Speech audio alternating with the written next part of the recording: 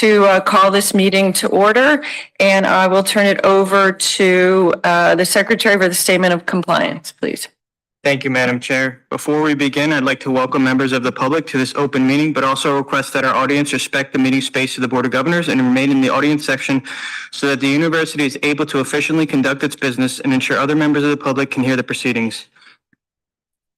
Pursuant to Public Law 1975, Chapter 231, the Open Public Meetings Act, public notice of this meeting was filed on June 23rd, 2025, and revised on January 15th, 2026, with the Office of the Secretary of State of New Jersey and posted in the following university libraries: the Alexander Library in New Brunswick, the Dana Library in Newark, the Robeson Library in Camden, and both the Robert Wood Johnson Library of Health Sciences and the Smith Library of Rutgers Health. Pursuant to Public Law 2025, Chapter 72, legal notice of this meeting has been posted on the Rutgers Governing Board's website under legal notices, and a link to that notice has been posted to the statewide legal notices listings website. I would now like to ask if everyone has reviewed the agenda and meeting materials for today's meeting, and if anyone has a possible conflict of interest to disclose. Seeing no, we can continue, Madam Chair. Thank you. Thank you very much. Dr. Doherty, please would you present the resolution to move to closed session? Thank you. Be it resolved that the board meet in immediate closed session on this date, June 23rd, 2026, to discuss personnel matters, including academic appointments with tenure, academic promotions with tenure, and matters falling within the attorney-client privilege, in accordance with Chapter 231, Public Law 1975, Section 7, Items B7 and 8. Any necessary action related to the tenure appointments and promotions is expected to be taken in the open session immediately following the closed session. Madam Chair, so move. May I have a second, please? All those in favor? Any opposed or abstaining? Motion's carried, and we'll move into closed session. We'll see you again at 1:30.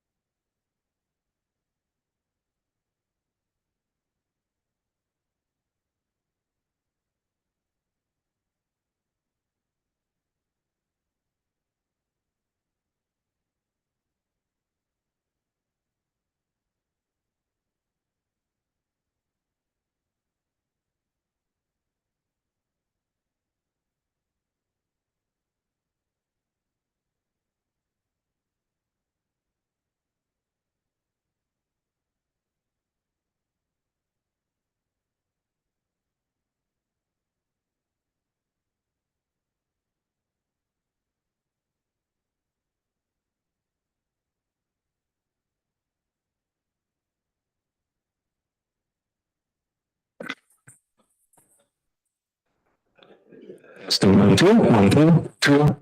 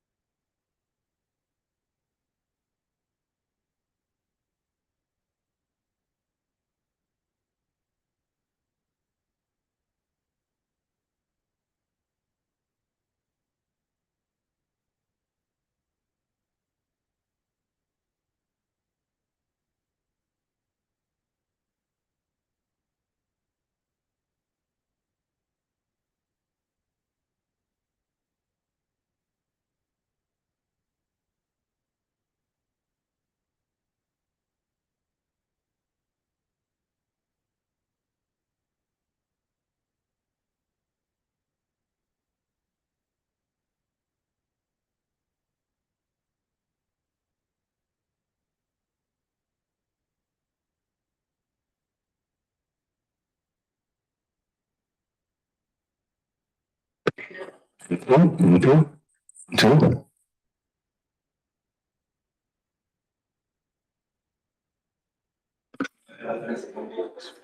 You just got to put it. This is great too. And then I put in my jacket back in the day. Those two countries. My grandfather's house. Got it. I had a good last name. I had a terrible last name. And my wife and I taking a trip up to China. I don't know if you saw their stem cell therapy, they just had a breakthrough on diabetes, where the stem cells actually trigger the pancreas to start creating insulin again. So they have, I think, two or three cases right now, and those were the first three that they did. But I think they're like 8 or 9 months out from when they initiated it, and their body's still self-producing insulin. Yeah, now we just say yes. Now we. It'll be like 20 years after, like, the time will do it, we won't get it approved for like 20 years. But you have them in Russia right now, and major things. I guess they. We got them.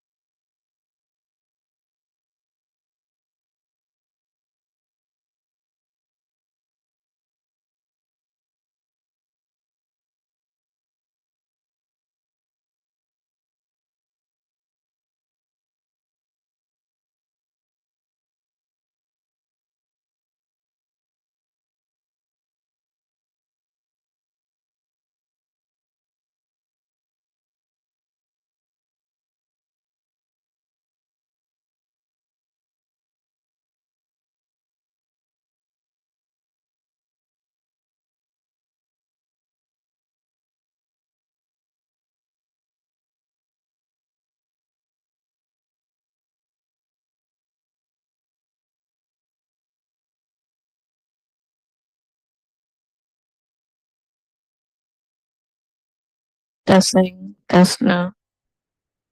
Is it? In there? Testing, testing. Mm.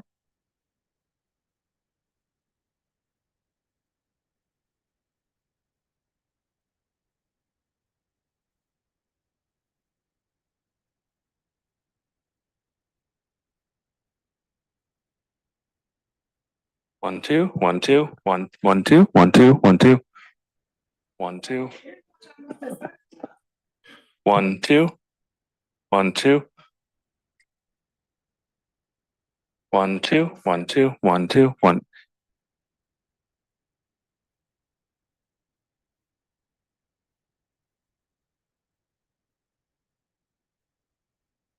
But when I'm talking, you can hear it's not picking me up. And if I turn up the gain, it's gonna turn up the gain for every mic. But nobody's taller than you. Who else is talking? Who's giving presentations in BOG? No, right? Okay. 1, 2, 1, 2. It's like One, two, one, two, one, two. 1, 2, 1, 2.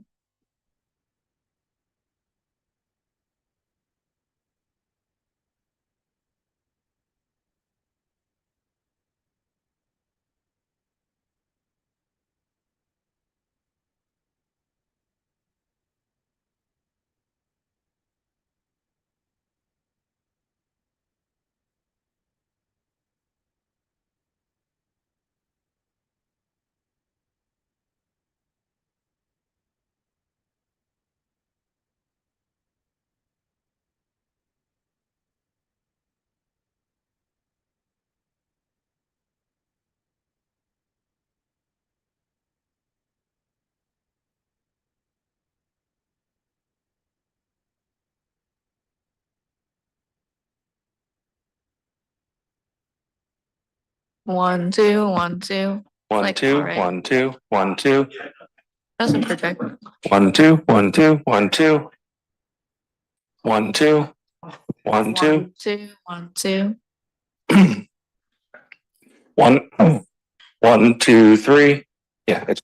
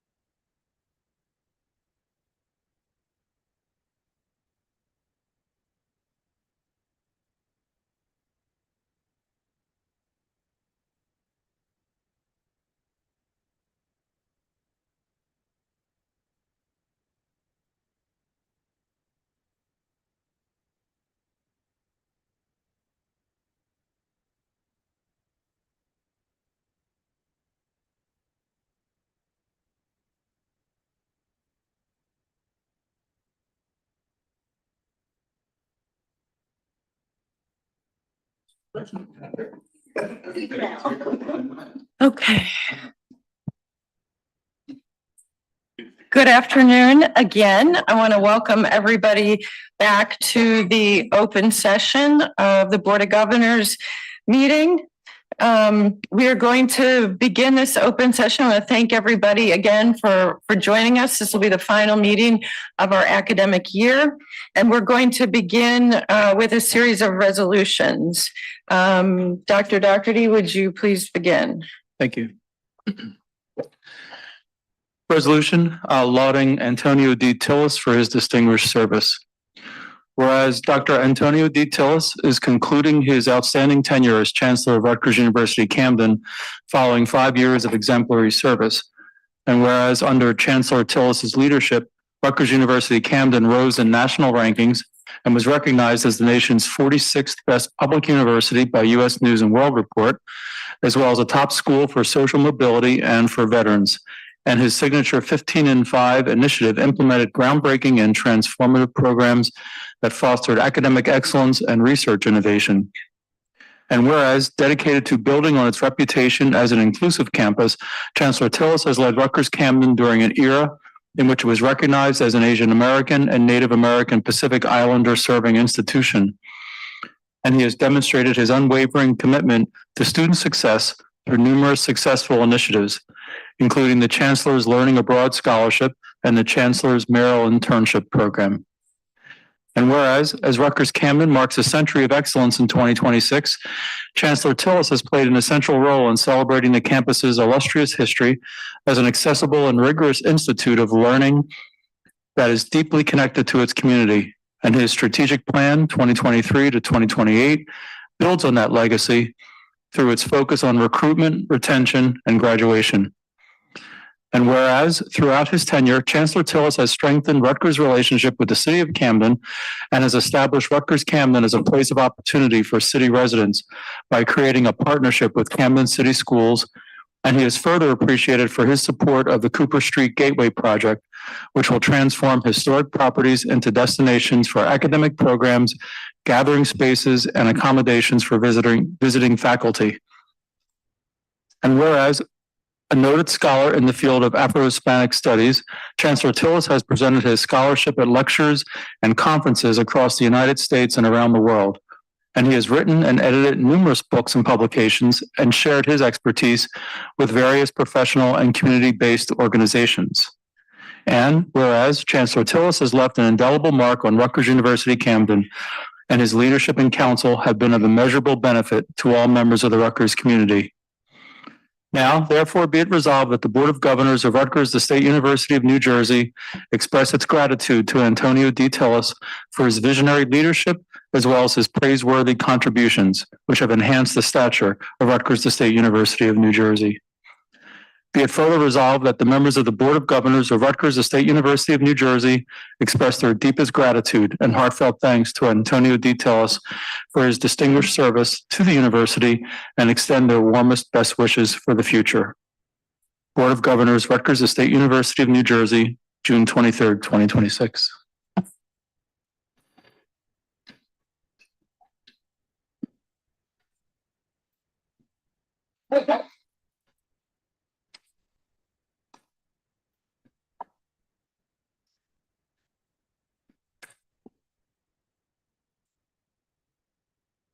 I'm gonna pull a quick vote on this one. Can I have a second, please? All those in favor? Aye. Any opposed or abstaining? Great. We got so excited to celebrate you, Chancellor Tillis. We got a little bit ahead of that vote, but we got it in there now. And we do have an honorary resolution to present to you.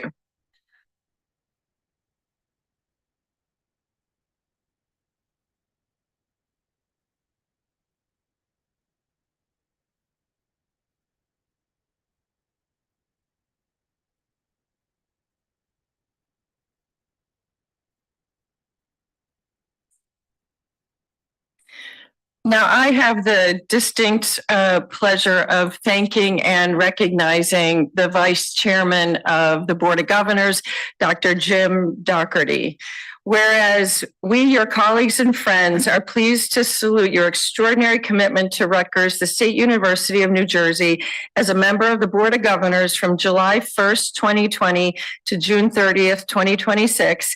And whereas the conclusion of your term marks the culmination of an exceptional 14-year tenure as a member of the governing board of Rutgers, during which your unwavering devotion to your alma mater has earned you the university's highest honors, including recognition as a loyal son of Rutgers and induction into the Rutgers Hall of Distinguished Alumni. And whereas through your exemplary leadership on the Board of Governors, serving as vice chair of the board and chair of the Committee on Academic and Student Affairs, you have been a steadfast advocate for students, elevating their voices and championing the issues most vital to the university community while helping guide Rutgers through a period of significant change and challenge in higher education. Whereas demonstrating a deep and abiding commitment to the success and well-being of all Rutgers students, you have generously contributed your time and resources through your support of the Rutgers New Brunswick Honors College and served as a champion for the most vulnerable populations at the university, encouraging and inspiring LGBTQ plus students through your compassion, leadership, and establishment of the Perry and Halkitis Endowed Chair in LGBTQ plus public health. health. And whereas you have exhibited unwavering dedication to Rutgers Camden, serving in key leadership roles, including as chairman of the Camden Board of Directors and representing Rutgers on the joint Rowan University Rutgers Camden Board of Governors. And whereas your thoughtful contributions will leave an indelible mark on our university, ensuring that Rutgers upholds its promise of an affordable, world-class education while continually striving for the betterment of society. Now, therefore, be it resolved that the members of the Board of Governors of Rutgers, the State University of New Jersey, express their deepest gratitude and heartfelt thanks to Dr. James Doherty for his support of the university and the Board of Governors, and we extend our warmest wishes for your continued success in all future endeavors. May I have a second, please? Second. All those in favor? Any abstaining or opposed? Hearing none, the resolution carries. Congratulations, sir.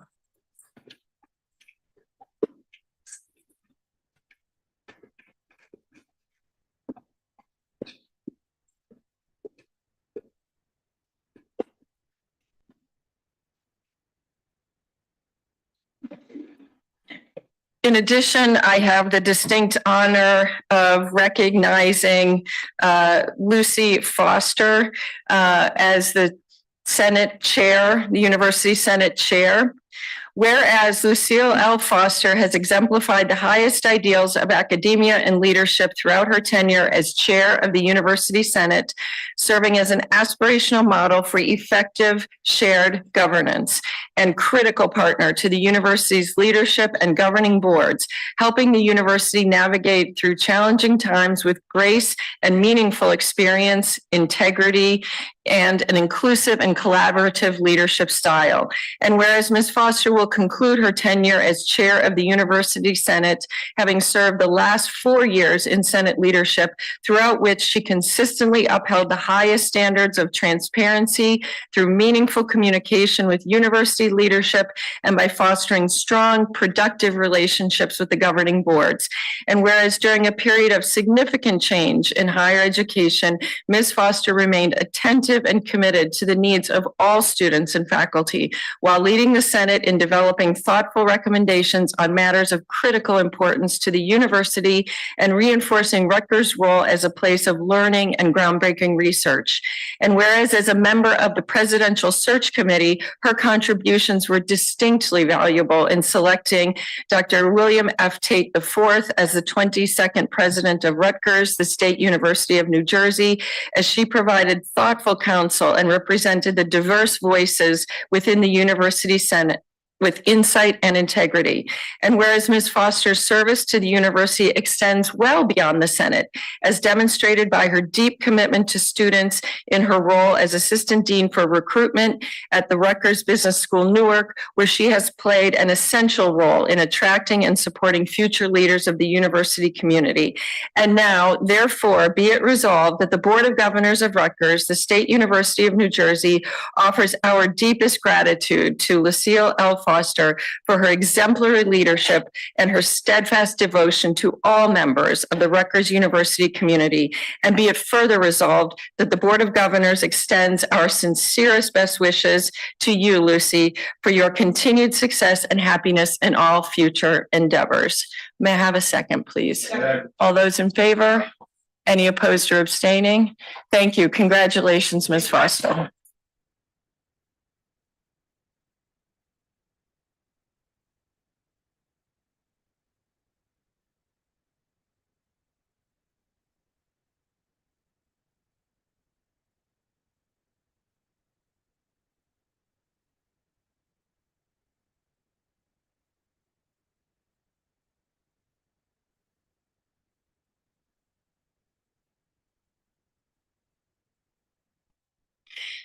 In addition, I have the privilege of recognizing and thanking 2 other Senate representatives to the Board of Governors whose terms conclude this year, Dr. Heather N. Pierce and Ms. Safanya N. Searcy.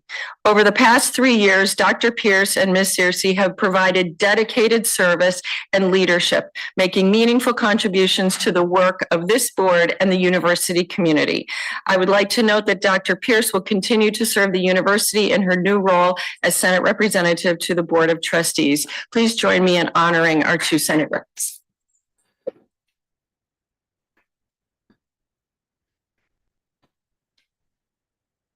Thank you again. I will now turn the floor over to President Tate for opening remarks. Thank you, Madam Chairwoman. I'm honored. This is almost 1 year today that I assumed this role. It's a very special job and one I take seriously. I would like to join the board in thanking Chancellor Tillis, truly a scholar and a gentleman. He'll understand this, dedicated to the youth, their onward and upward mobility, as well as their families and communities. And you have held fast to that, and you know where that comes from.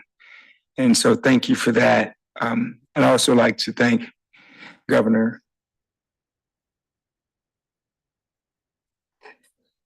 You're a special person. And whenever I called, always just encouragement. So I really appreciate you, sir. Ms. Foster, there is no award we could give you that aligns with the kind of leadership you provided, because it was so good, exemplary. I'm so thankful that my first year as president, you were in the role you were in. I could not have had a better person to talk to and to get support from. Just an amazing deal. I'd like to also thank our leadership team, leaders of our campus-led units. You did an amazing job this year. I appreciate you. The executive team, all the student leaders that I work with, every single member of the Board of Governors, thank you very much. Your advocacy and counsel this year has been exemplary. Madam Chairwoman, I really would like to thank you. Obviously, we have an opportunity to work very closely together, and it's been a tremendous honor. I'm always supportive, no matter what time of day. And there are some late night calls. So thank you so much. This is a great Board of Governors, and I just want to commend you for what you do. I won't juxtapose you publicly against other boards, but I will say I would not trade you for anything in the great state of, and I'll leave it blank.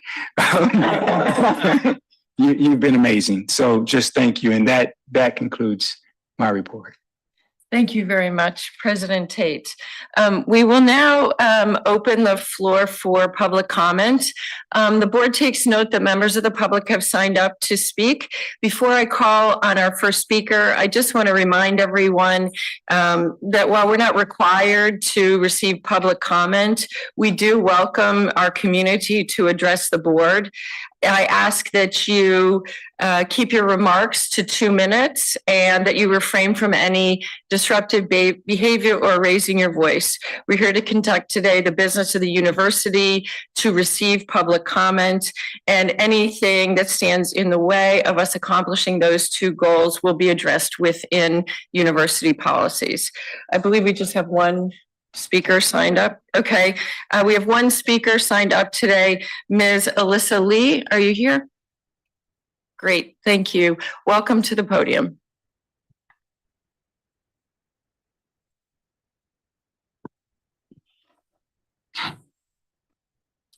Hello, I'm here to address agenda item 13E2 regarding the purchase of services from Shorelight LLC to recruit international students. I'm here to point out a glaring flaw in that plan. How can this university expect to recruit international students when it hasn't taken the most basic steps to address the major safety threat posed by federal immigration enforcement? On March 27th, Rutgers University Senate passed the resolution in support of education without intimidation, calling on Rutgers University to adopt clear protocols to protect safety, privacy, and rights, and to end contracts with companies that are enabling ICE deportations. You, the governing board of this university, have heard now multiple times a clear call to action from the Senate, the staff union, the faculty union, and the large coalition of students who have raised their voices. On their behalf, I'm here to ask, where are the clear protocols that protect our safety, privacy, and rights? Where are the designated zones of safety that we can access when ICE is here? And why does this university still have contracts with corporations that enable ICE's terror? To any of you who doubt the urgency of this issue, I suggest you take a trip down to Delaney Hall, right by Rutgers Newark, where those imprisoned are denied clean food and water, forced to labor for $1 a day, and denied due process with no idea of when they will get out. That is what your immigrant students, your international students and workers have to fear every day. President Tate closed the last meeting of this board with some very nice words about his respect for shared governance with the Senate.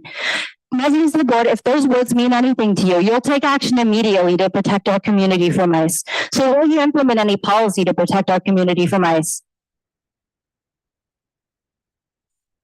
Will you implement any policy to protect our community from ICE? Okay, then. I'll see you in the fall then, governors. And I stand with the RWJ Nurses Union, who's here today to fight for a fair contract. Thank you. Thank you very much, Ms. Lee. That closes our section on public comment for this afternoon. We will now move to Dr. Arbonat, who's going to give us an update on the Middle States Commission on Higher Education Reaccreditation process. Dr. Arbonat. Good afternoon. The Middle States Commission on Higher Education is the institutional accrediting body for Rutgers. We are now currently in the middle of the 2027 self-study reaccreditation process. And as part of that process, we designed with the self-design, it was approved that we would actually share this information as we go through the process with both the Board of Governors and the Board of Trustees. So today we're going to give you an update and tell you where we are in the timeline and talk about next steps. So just going backwards, many of you all were governors during this time where we talked about the overarching purpose. This has been an ongoing process for the last 3 years. But just to review, the purpose is presented there on the slide. The MISHI review process is an 8-year review cycle with 2 parts. One is the self-study report and the site visit. There are 7 standards that we have to address in our self-study, and right now we're currently in the 14th edition. The president was part of work with the MISHI president, and they're looking at the 15th edition coming out soon. However, our report will continue to be under the 14th edition. Presented on the presentation are those 7 standards that we've had to address in our self-study. A little bit about the report, just as a review, is the report demonstrates how the institution meets the MISHI standards for accreditation. This is a look back. So oftentimes, once you all review it, you may say, why don't we have any of our new processes, planning, programs included? It's really a look back from academic years 2021, 2022 through 2024 and 2025. So we make sure that as we write the document, we really are looking back and really doing an assessment of what we've done up until now. It connects Rutgers' mission to continuous improvement efforts in order to identify areas for improvement. In each chapter, in each section, when we address those standards, we talk about how moving forward we will improve our responses. And it also engages the community in an inclusive and transparent self-assessment process. And we'll talk about how people have been engaged in that over the last year.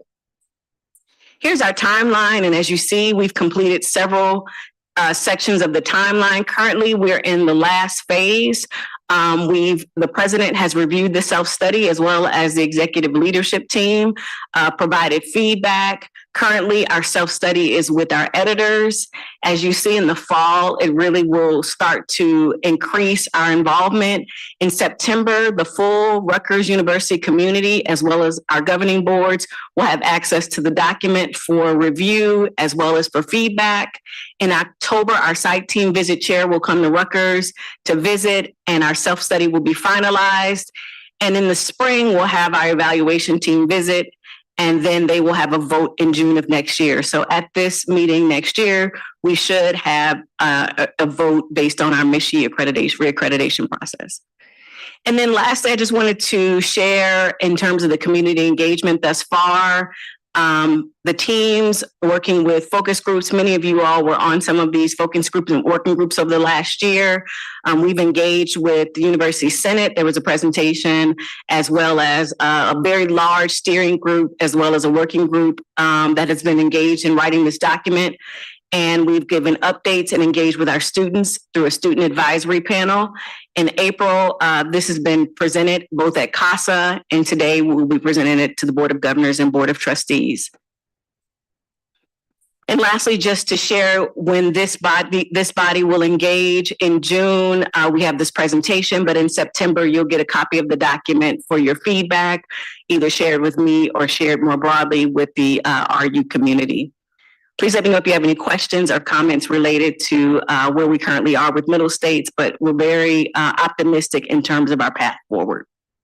Thank you, Madam Chair. Thank you, Dr. Arbonat. Does anybody have comment or question for Dr. Arbonat on the Middle States accreditation? Terrific. Thank you again. We will now move to Interim Chancellor of RBHS, Dr. Johnson, and Dean Murtha, who's here as well, for a presentation on all things RBHS and our new medical school.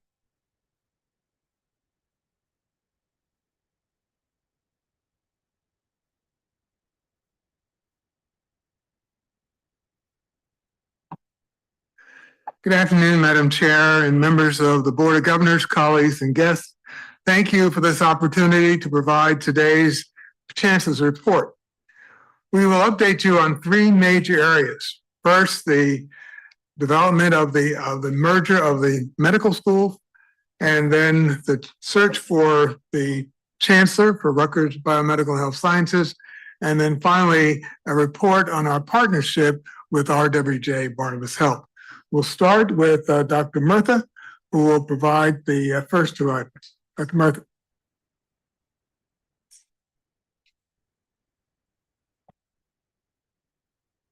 I can just start talking in the interest of time, because so thank you very much for the opportunity to update you on the, I'll start first with the merger work. We are really delighted to share with you that we are making incredible progress. And it's okay if we don't have the slides. It's been 1,081 days since you all voted to merge the medical schools. That's just about 3 years. We have 101 days before we submit all our materials to the accrediting body. 201 days till the LCME comes on campus to visit us, and 358 days until we expect to hear from the LCME about our accreditation. In April, we had all of our documents reviewed by an external expert who's done LCME accreditation in multiple different institutions across the country. The feedback that we got about where we stand with our documentation was excellent. There are several little minor things that are all fixable problems, a couple policies that needed to be created or amended. And we're actually resubmitting our updated materials to that same group so that we can get additional feedback and be ready for our mock site visits coming up in the fall, and then our real site visit coming up in January. So we feel like we're in really great shape. And I'll just say on the slides, we've replaced the timeline actually with a peak, because we're climbing a mountain and we're almost at the top of the mountain. Tomorrow we'll hold what will be our third summit, Rutgers School of Medicine Summit. We will have a record number, over 300 individuals have signed up to attend the summit. And I'll say it's the first time that we'll actually have the governance of the new medical school meeting. So the faculty assembly, the faculty council, and all the standing committees will have their first meeting as the Rutgers School of Medicine. That's from both campuses coming together to Newark. At the same time, we've also created and worked towards creating, or continuing to create, the organizational chart for the new medical school, because we will have to change how we actually do our work. A lot of thought and planning has gone into that work. The Dean's Leadership Cabinet actually will have every leader in that cabinet, with the exception of 2 local leaders. Every other leader in that cabinet has a cross-campus role, because in order for us to be one medical school, I need leaders that can work across both campuses. It's taken a lot of time and work to get to that place, but we're really excited to be moving that work forward. We've had many major accomplishments, much of which I just alluded to. On July 20th, 340 medical students will start at the Robert Wood Johnson Med School, New Jersey Med School with the exact same curriculum. And our second year start 1 week later with the exact same curriculum. That is a huge accomplishment. We're really excited to be moving that work forward. I did have a couple of challenges on my slides. One is actually related to the financial aid. And I brought this to this group before. We've made great progress, and I'm incredibly grateful to the Board of Governors for their decision that helped us with the tuition decision for our medical students. That's made a big difference, and so we're very happy about that. And we've made great progress, but I would say that the complexity of what's happening both in our own environment, but also at the federal level with student loans has really made our work more challenging. It's made us sort of have to up our game even more to support our students. Our students will be resurveyed in September, and we're hoping, but again, remain a little bit concerned that we may get some bad feedback about some of the support services that they've experienced. And I do believe it's a combination of the external and internal factors.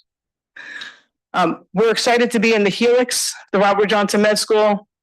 If you haven't seen the space, it's spectacular. We're excited about the MSB renovations at the New Jersey Med School.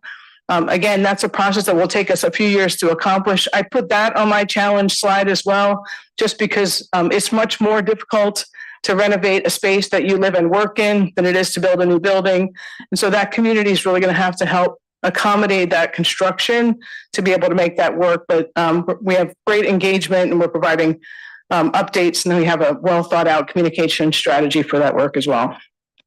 And I think from the med school merger update, that without having my slides, that's what I got. I'm happy to take any questions. Does for anyone that. have comments or questions for Dr. Murtha? Madam Chair, as Chair of the Health Committee, I just want to say that both the Chancellor and Dean have been incredibly impressive, and I don't know that I've ever seen better multitaskers. I mean, I would, if we ever decide to take over the entirety of the world, I mean, I would put you in charge. Ready. I would just take my orders from you. But no, really, it's been impressive what you've been able to do at the medical school, the transitions both at Newark as well as here in New Brunswick, and the retirement of a chancellor and the oversight of a chancellor search. I mean, really is amazing what you guys pack into a day. So thank you. There are your slides then. Thank you very Yeah. much. Thank you very much, Chair Taffet. Ms. Rensu. Yes, Dean Murtha and Chancellor Johnson, I just want to commend the work that you've done. The first time we had this conversation was in 2002 during the Vagelos Commission, but 2013 was the legislation.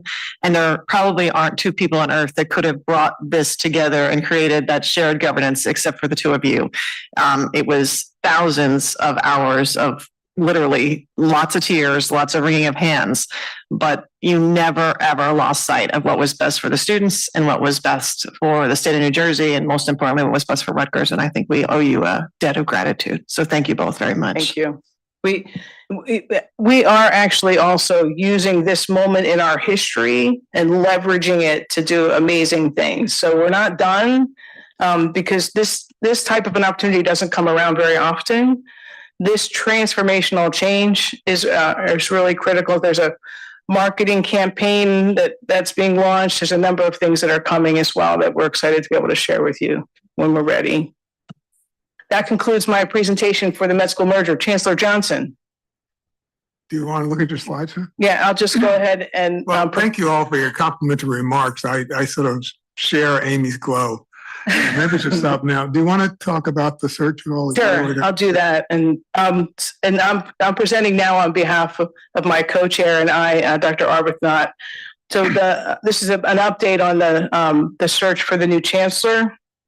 The outreach has been highly targeted, focused on a curated group of executive senior leaders from across the country, both in the medical schools and in health systems, and actually across all different areas of expertise. The market feedback has been incredibly positive. Rutgers Health and RWJ Barnabas Health are very well respected, strong, credible, and well-positioned partners. The role itself is distinctive, particularly given the opportunity to lead at the enterprise level and to strengthen the partnership with the health system. The pipeline's really strong. We've engaged with more than 200 individuals, and 28 candidates have expressed interest and submitted materials. Those candidates were reviewed by the search committee. We narrowed that candidate pool, and right now we're in the middle of those first round interviews. Really excited about the candidates that we've selected. We are targeting August for the second round for campus visits for the select top 2 to 4 individuals, with the finalist list shortly after that.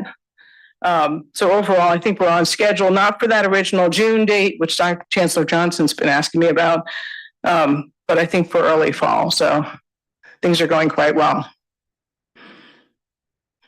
Questions? Does anybody have any comments or questions for Dr. Murtha on the search? Okay, continue on. Chancellor Johnson. Thank you very much.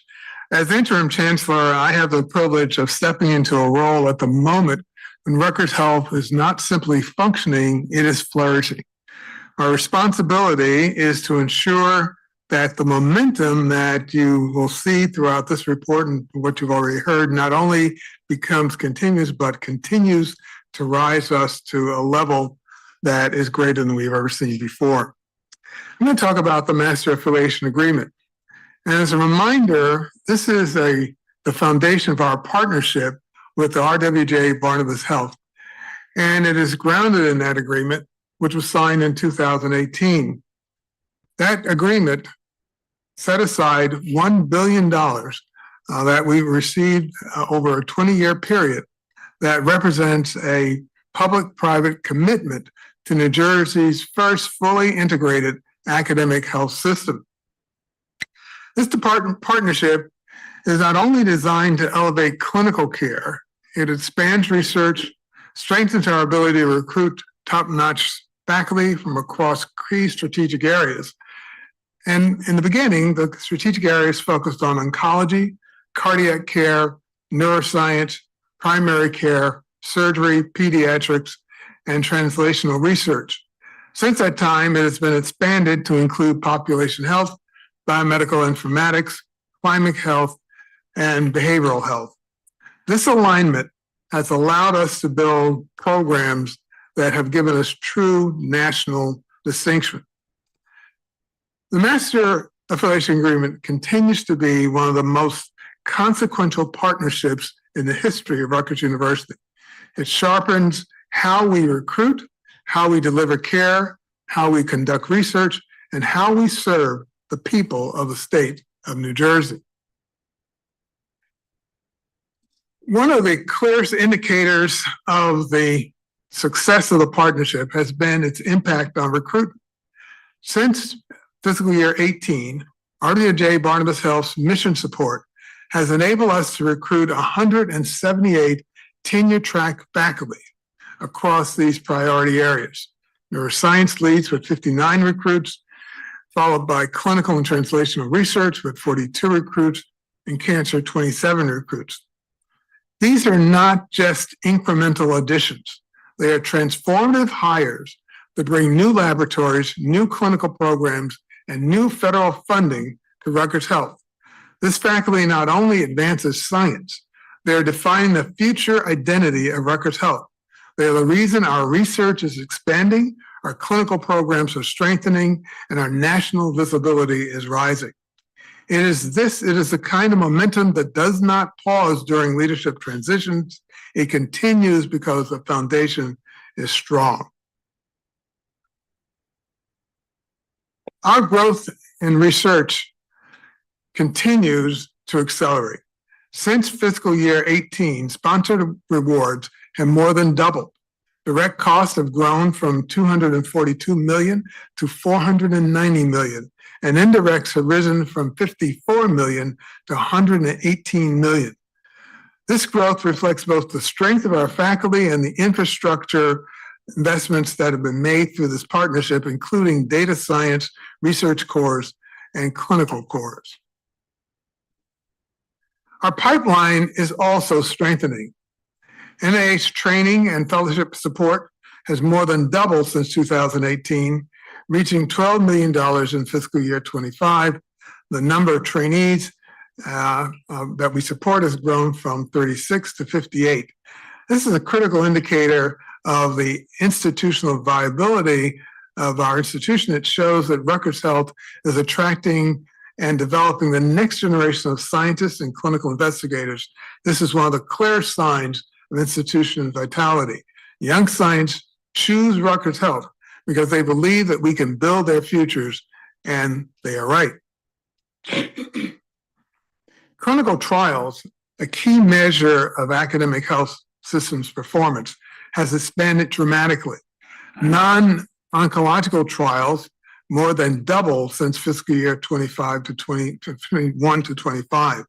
And oncology trials even grew even more rapidly. Across both categories, active trials increased from 300 to more than 675. This expansion strengthens patient access to cutting-edge therapies and positions Rutgers Health as a national leader in clinical research. Every new trial represents a patient who can stay in New Jersey for world-class care. Every new trial represents a family that does not have to travel for hope. Our progress is also reflected in national rankings. Rutgers University rose to number 38 in NIH funding in fiscal year 25, our first time in the top 40. Rutgers Health contributed to 77% of the NIH University's awards. 5 Rutgers Health schools improved their NIH rankings. Pharmacy is ranked number 8. Public health ranks number 14 nationally. The combined medical schools, if they were together, ranked number 42. And 4 departments in those schools rank in the top 20. This is the kind of distinction that endures across leadership transitions because it is built on excellence, not just on individuals.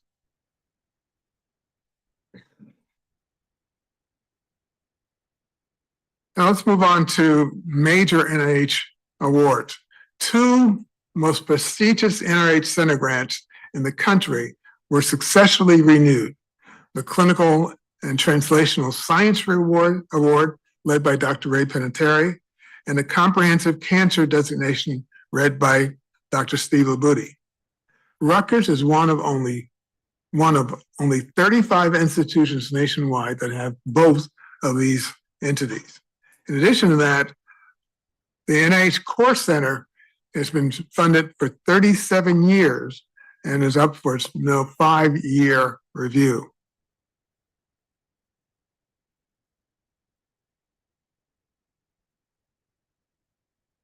The opening of the Jack and Cheryl Morris Cancer Center, New Jersey's first freestanding comprehensive cancer hospital, marks an historic milestone. Breakthroughs include Kristen Hendricks cell therapy, achieving durable, complete tumor regression in otherwise treatment-resistant cancers, and clinical trials, I've said already, that have tripled in the last 3 years. This kind of work defines the greatest academic health systems. The Nicotine and Tobacco Studies Institute is particularly of interest. It is the #1 entity in NIH funding investigating the impact of nicotine in the whole of the United States. The Brain Health Institute celebrated a decade of growth with more than $100 million of awards since 2018. Our neuroscience ecosystem now includes addiction research centers, Alzheimer's disease centers, autism centers, and multiple advanced imaging and computational centers, all contributing to our national ranking. Rutgers University Behavioral Health Corps continue to serve one of the nation's premier systems. The VET program that started several years ago has now made over 1 million connections to individuals who need to talk to their peers about some of the stresses that they are experiencing. And in April of this year, we opened New Jersey's first crisis receiving stabilization center, opened in Newark, a major step in the world of crisis care here in the state of New Jersey. Since the recruitment of Dr. Carlos Pato, psychiatry has added 16 new faculty members with mission support funding and has risen from number 27 to number 23 in NIH rankings nationally. The department is doing breakthrough research and discoveries of the genetics of schizophrenia, the development of OCD biomarkers, and early detection of psychiatric disorders, expanding child and adolescent psychiatry in partnership with RWJ Barnabas Health and University Behavioral Health Care. The Biomedical Informatics Center and AI was founded in 2024, and it's accelerating data-driven care. Our clinical research data warehouse, supported by RWJ Barnabas, is nearly $800 million investment, now provides a structure that's HIPAA compliant and gets access to integrated clinical data for research and quality improvement. Another remarkable thing is the Deputy Director, Antonio Matrofoniva, received the Presidential Early Career Award, the highest United States honor for an early career scientist. Infectious disease and inflammation, ID3, recruited 38 faculty members with the support and now ranks number 5 in the Big East. Highlights include novel therapy with 3 patents, a CRISPR-based tuberculosis diagnostic tool that's used throughout the world, and in addition to all of that, NIH-funded pathway programs for kids in Newark who can begin to see a life in science. And so far, there are 50 students who are participating in this program. In population health, Rutgers Health is building a learning health systems focus for real-world data. And this is a design that will take science and allow us to apply it to patient care, and is teaching our new scientists in how to do this to improve the health care of populations. Climate and our Joint Center for Climate Health and Healthcare, launched in 2014, is one of the first of its kind nationally, with $10 million of funding and recognition from the Practice Green Health Center, and is positioning Rutgers Health as a leader in climate resilient healthcare. Now, whenever I talk about this, people ask you, are you letting the world know about this? And the answer is yes, we are. And this slide shows how our visibility is increasing. It's one of the important things we've done is begin to measure that. And we're going to continue to do this so we can see that we're getting the word out and we're putting information about what we're doing, both in newspapers as well as, but importantly, social media. All that also gives us a global presence, and Rutgers has gained international visibility. And this is a slide that talks about some of our activities with people who come from Korea and have begun to talk to us about joint programs. So that's a lot of information. And I want to close with just one clear statement. Our partnership with RWJ Barnabas Health is working. It is elevating our research, expanding our clinical impact, and strengthening our national reputation. And that is exactly what it's supposed to do. Thank you very much, Mr. Chair. Thank you very much, Chancellor Johnson. Anyone with comments or questions? Okay, Mr. Manigan. I'll enunciate this time, Madam Chair. Thank you. Bob and Amy, terrific report, and thank you for your leadership. And Bob, it's so refreshing to hear the Chancellor of RBHS speak about this important partnership the way he spoke about it. I want the board to know I concur with every fundamental representation and observation offered by the chancellor, and I'm really excited about the promise. I think we are on the cusp of really breaking through here and seeing the gains accelerate. And, when you look across the country at what all of the large AMCs, academic medical centers, are trying to do, they're trying to construct that which we have. We kind of did it in reverse. We took a massive community-based health system and connected it to an AMC. All the big AMCs currently around the country are trying to build out and acquire the kind of footprint we have here in New Jersey. And the footprint we share together is massive. Our partnership treats 2.2 million New Jerseyans a year. It's almost 1 out of 4 New Jerseyans. We deliver more than a quarter of the babies in this state, 850,000 emergency room visits a year. It's really a massive enterprise. And together, we've created a very unique system of complex care as well. As the chancellor said, we're through the Rutgers Cancer Institute. That's the only NCI designated comprehensive cancer center in the state of New Jersey. We have the only hospital in New Jersey that performs heart and lung transplants.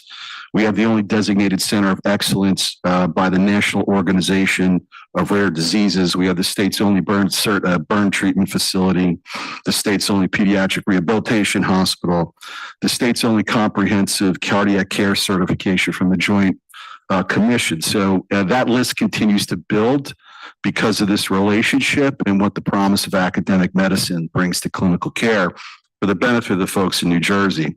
And while we're really proud of all of that, we're also equally proud of our joint commitment to the most vulnerable in the state, which is unique. We're the state's largest provider of charity care and the state's largest provider of care of beneficiaries of the Medicaid program.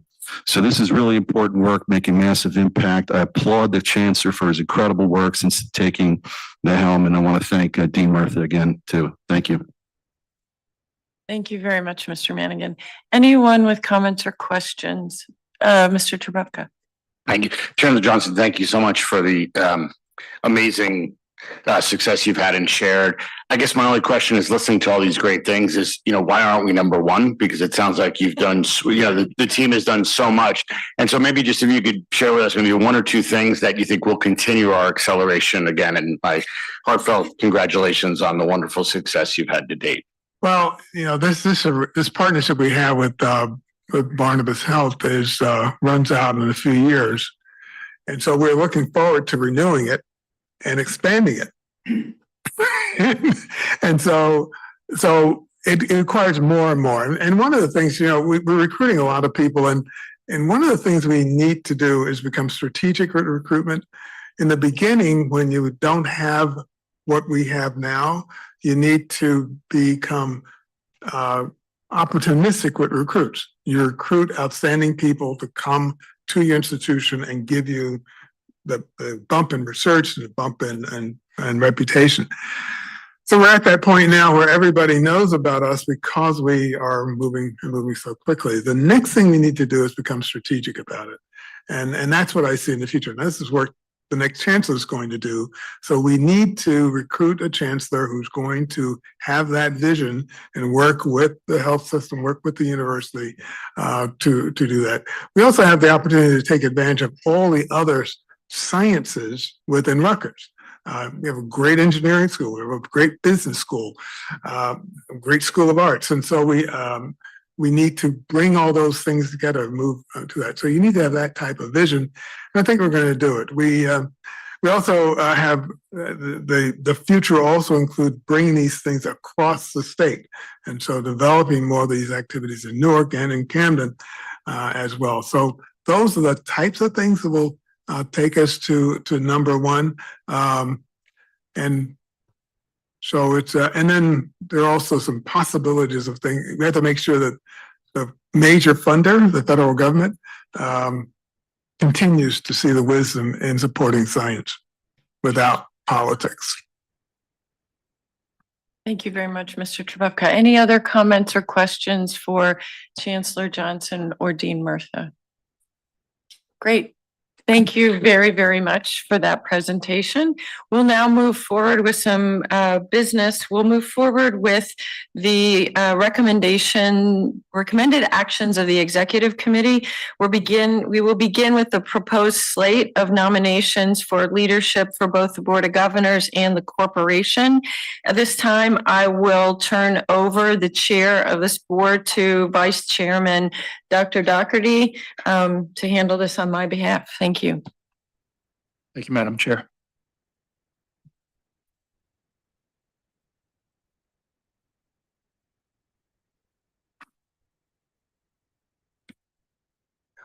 On behalf of the Executive Committee, I present the following nomination for Chair of the Board of Governors for the term July 1, 2026 to June 30th, 2027. For Chair, Amy L. Towers. Do I have a motion? So moved. Second? Second. Any discussion? All in favor? Aye. Opposed? Abstentions? Motion carries.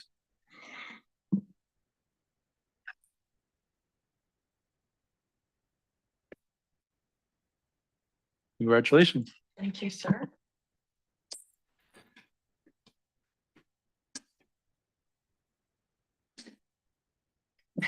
Thank you very much. It is an absolute honor and privilege to serve with you on the Board of Governors here at Rutgers, the State University of New Jersey. Thank you for the opportunity to continue on with 1 year of service. It's been an exciting time to work with our new administration, and I look forward to furthering the vision and progress that this administration has made in the first year. So thank you for the opportunity to continue. Now I will move on to the next recommendation of the executive committee. Oh, did he leave already? All right, well, that was very efficient. Okay. On behalf of the executive committee, I present the following nomination for vice chair of the Board of Governors for a term from July 1st, 2026 to June 30, 2027.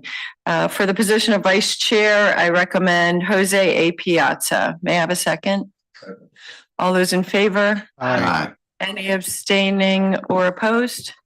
The motion carries. Thank you very much.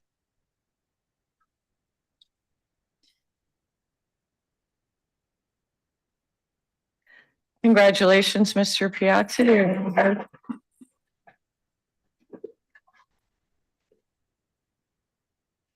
All right, we will continue on the roll here. On behalf of the executive committee, I present the following nominations for officers of the Board of Governors for a term of July 1st, 2026 to June 30th, 2027. Office of Treasurer, J. Michael Gower, and the Office of Interim Secretary, Patrick L. Malalo. May I have a second? All those in favor? Any opposed or abstaining? Terrific. The motion carries. We will continue on to the election of officers of the University Corporation. I present the following nominations for officer of the University Corporation for a term from July 1st, 2026 to June 30th, 2027. Treasurer J. Michael Gower, Associate Treasurer Jeffrey G. Boone, and Interim Secretary Patrick L. Malalo. May I have a second? Second. All those in favor? Aye. Any opposed or abstaining? Motion carries. Moving forward to the election of the Board of Governors to the Camden Board of Directors. Mr. Judge Vasquez, I'll ask you to leave the room for a split second here.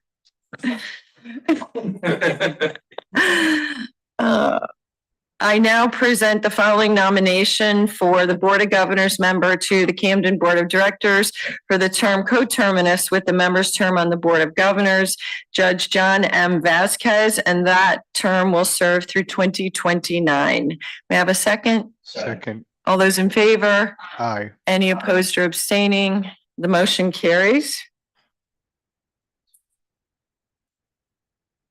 Congratulations, Judge Vasquez, on the appointment.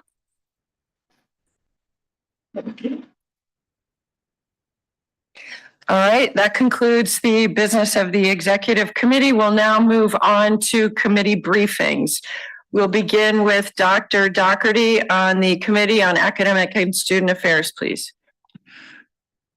During its meeting on June 2nd, the Committee on Academic and Student Affairs received updates on the international student population and the current state of international engagement across Rutgers, remedial coursework at Rutgers, and the Middle States Commission on Higher Education reaccreditation process. The committee also endorsed a total of 11 resolutions related to chair appointments, appointments to Board of Governors and university professorships, and the creation of professorships, as well as a resolution amending University Policy 60.1.33 for board approval. Those resolutions have been placed on the consent agenda. The committee also received updates on academic programs before meeting in executive session. Madam Chair, this concludes my report. Thank you very much, Dr. Doherty. We'll now turn to the Committee on Finance and Facilities, and I will ask Mr. Piazza to provide the report, please. Yeah. On June 2nd, the Committee on Finance and Facilities endorsed proposed resolutions approving the renovation of Talbot Apartments at Rutgers University, Newark, and approving increase of waiver of bid purchase order to Shorelight LLC for international student recruitment and related enrollment support services. Both resolutions have been placed on the consent agenda. The committee also received detailed overview of internal bank and capital financing, an FY26 third quarter forecast, and an FY27 budget development update. Madam Chair, this concludes the report on the Committee on Finance and Facilities. Thank you very much, Mr. Piazza. We'll now move to the Committee on Audit, Risk and Compliance. Ms. Mansue. Thank you, Madam Chair. During its meeting on June 15th, the Committee on Audit received a report from representatives of KPMG on the FY27 audit plan and required communications, as well as presentations by the Division of Intercollegiate Athletics on compliance efforts and the athletic department budget. The committee also received updates on university ethics and compliance and audit and advisory services, including a FY26 project status update before the meeting in executive session. Madam Chair, this concludes my report. Thank you very much, Ms. Mansue. We'll now move to the Committee on Health Affairs. Mr. Taffet, please. Thank you, Madam Chair. The Committee on Health Affairs met on June 4th and received an update from Dean Amy Murtha on the search for a new chancellor for Rutgers Health, as well as a report from Interim Chancellor Johnson on RBHS's administrative organization and mission support, some of which was also further evidence today. The committee also heard a detailed report on the partnership between Rutgers and RWJ Barnabas Health, a financial update, a report on university behavioral health care, and also an overview on the H1 building at the Helix Center. Madam Chair, that will conclude my report this afternoon. Thank you. Thank you very much, Mr. Taffet. We'll now move to the Committee on Intercollegiate Athletics. Mr. Copeland, please. Thank you, Madam Chair.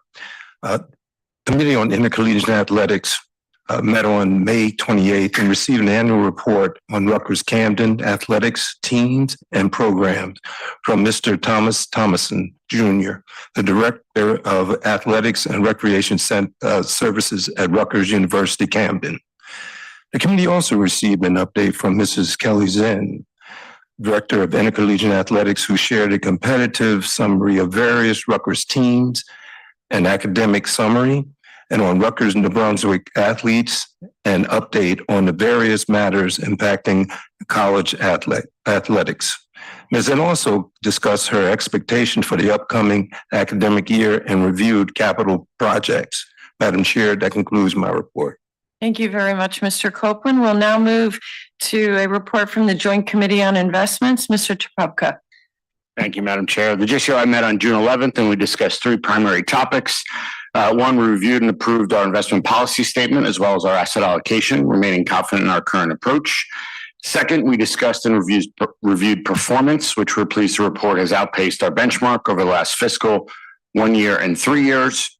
Our numbers through April 30th, just give you the 3 year, it's up 12.5% over versus 11.9% for our benchmark.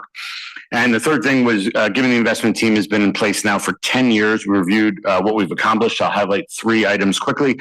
One is strong performance, outpacing inflation, our spending rate that grows each endowment. That now stands at $2.5 billion. Second, enhanced our procedures to allow our investment staff flexibility, but provide substantial guardrails to promote governance, accountability, and efficiency. And finally, an impactful and growing intern program for our students. We've had 40 interns that have been through this program. Of the 26 that have graduated, 24 are working in front office investment jobs in the industry. So we're quite proud of that, Madam Chair. That concludes my report. Thank you very much, Mr. Trepowka. We'll now move to pass the consent agenda.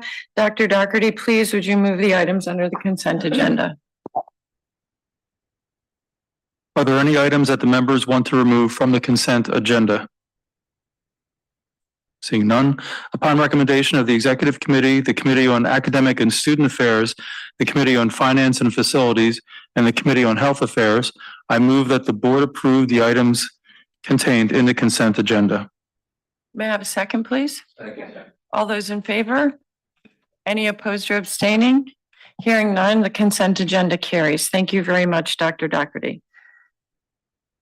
We will now move to the report of the Camden Board of Directors. Back to you, Dr. Doherty, and this will be your last official report to the board. And I just want to express my personal gratitude and appreciation for the partnership, for the exceptional support and encouragement that you provided, the exceptional advice and counsel, which was deeply meaningful to me, and I know to this administration.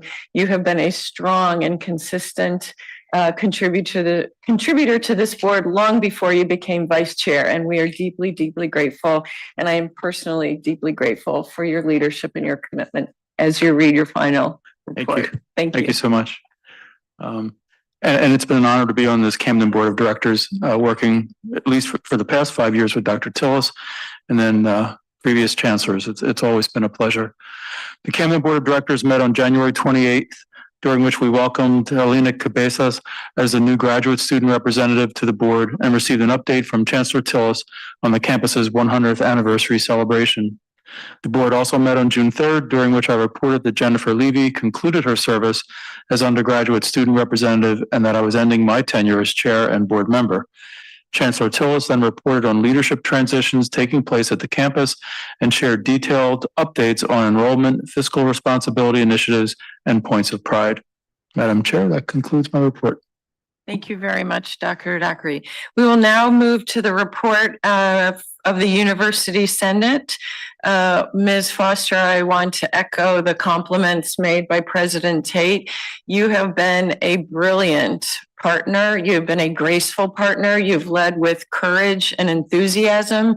You took extra time and extra effort to make sure that all voices were heard and that a creative and constructive solution came out of every situation. You have been the most valuable partner to this board and to this new administration. And I want to really commend you on your leadership over the last year. And thank you. Thank you very much. Over to you, Madam Chair. Thank you. I'll keep my comments brief. The University Senate met on Friday, April 24th, 2026 via Zoom. It approved the following charge reports and resolutions that were passed at the April 24th meeting. The charge reports were S-2331, Research Trainee Compensation, and S-2317, Prevalence, Procedures, and Challenges of Faculty Occupancy of Dual Leadership Roles. Senate had the following resolutions approved. Resolutions for the improvement of bus transportation at RU New Brunswick. Resolution on responsible university leadership and representation of the full Rutgers community in commencement events, passed May 12th by the EC acting on behalf of the University Senate. Camden Chancellor Search Committee representatives was discussed. The Executive Secretary read the names of the volunteers to be on the Camden Chancellor Search Committee with a projected approved number to be delivered back to the Senate once approved. I want to first extend my sincere appreciation to President Tate, the Board of Governor members, and especially Madam Chair Towers for your unwavering support, thoughtful leadership, and steadfast commitment to Rutgers University Senate and the principles of shared governance. Throughout this past year, both the President and Madam Chair's engagement, openness to dialogue, and willingness to listen have reinforced the importance of collaborative leadership. On behalf of the Rutgers University Senate, I want to thank you both for creating an environment in which Senate members felt heard, respected, and valued as partners in advancing the university's mission. Your presence at our meetings and your thoughtful participation demonstrated a genuine commitment to meaningful partnership and mutual respect. Shared governance is strongest when leaders listen, collaborate, and work together toward common goals. Your leadership styles have exemplified those values, and I'm deeply grateful for your partnership we have shared in service to the Rutgers community. Madam Chair, this concludes my report, and thank you. It's been a true honor being with each and every one of you for the past 2 years. Thank you.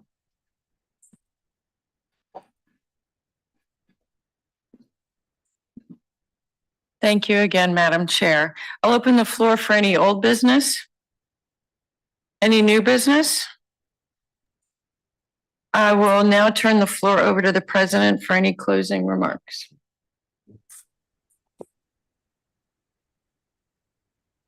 It's been a great honor. I'm thankful for the opportunity to serve this past year and look forward to the progress we can make next year based upon the hard work and diligence that you heard in this particular meeting. Great team. Look forward to pushing forward. Want to thank all those who have served, and this is your last formal meeting. Do not believe that you are off the hook. There you go. I really want to thank my fellow senators. I think I'm a senator. I know I go to all the meetings. All right, but I want to thank you all for serving. It's been an honor to work with you. I didn't miss a Senate meeting this year, I don't think. And it is my intent to continue in that vein. And so it's an honor to work with you all directly. We have a lot we can get done here. So thank you all. Thank you very much, Mr. President. I'll entertain a motion to adjourn. So moved. Second, all those in favor? Aye. Any opposed or abstaining? The motion carries and the meeting's adjourned. Have a great summer. We'll see you in September.